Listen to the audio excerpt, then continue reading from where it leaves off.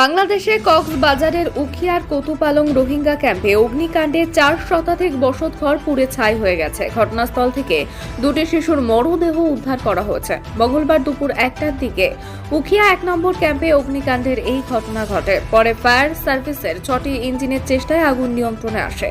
স্থানীয়রা ধারণা করছেন বিদ্যুতের শর্ট সার্কিট অথবা রান্নার কাজে ব্যবহৃত গ্যাস সিলিন্ডার থেকে আগুন লেগেছে।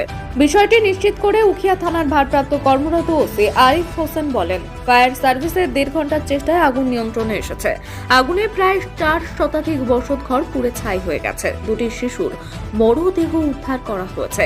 কিভাবে আগুনের সূত্রপাত হলো তা নিশ্চিত হওয়া যায়নি।